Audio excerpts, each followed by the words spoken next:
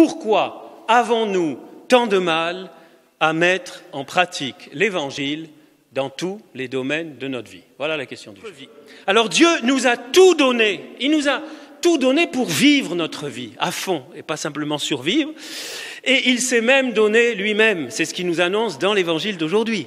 Il s'est donné en son Fils Jésus qui est mort et qui est ressuscité, je le répète parce que tout le monde ne le sait pas, peut-être certains qui nous écoutent, vous ne savez pas tous que Jésus de Nazareth, Fils de Dieu, Dieu fait homme dans le sein de Marie par l'opération du Saint-Esprit, est mort, a souffert, est mort, est ressuscité, donc il ne peut plus mourir, c'est fini, il est vivant, il est ici, et par le Saint-Esprit, nous pouvons accueillir son œuvre de salut dans nos vies. Parce que si on acte l'Évangile, si on le met en pratique, nous devenons des évangiles, au point que je dirais plus, chers frères et sœurs, mais chers évangiles, comment allez-vous ce matin?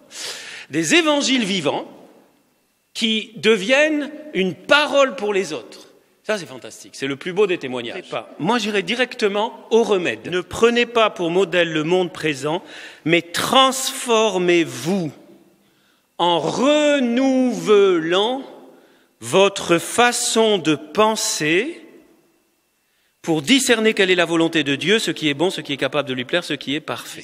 Un changement de mentalité qui entraîne une transformation de notre vie. Notre modèle ne doit pas être l'esprit du monde, le monde. Notre modèle, c'est Jésus et indissociablement l'Évangile.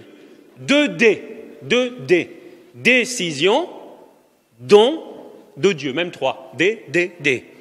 Décision personnelle, don de Dieu.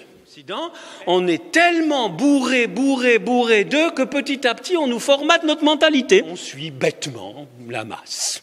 Ça, c'est terrible. C'est pour ça que Saint Paul, c'est très très important ce qu'il nous dit là.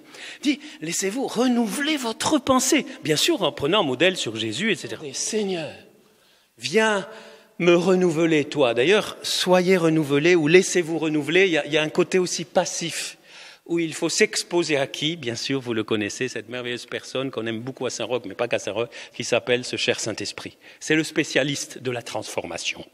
Renouvelle mes pensées, renouvelle mon cœur, renouvelle mes sentiments, renouvelle-moi. Voilà, c'est la vie nouvelle, c'est ce qu'on appelle la vie dans l'esprit, qui est non pas simplement, souvent on parle de vie nouvelle, moi je préfère parler de vie renouvelée, parce que c'est encore une fois un renouvellement permanent, une transformation permanente de notre mentalité, pour ne plus penser comme le monde, pour ne plus penser selon le monde, mais selon Dieu. Alors on pourra dire, comme Jésus en Jean 10, ma vie, personne ne me la prend, c'est moi qui la donne.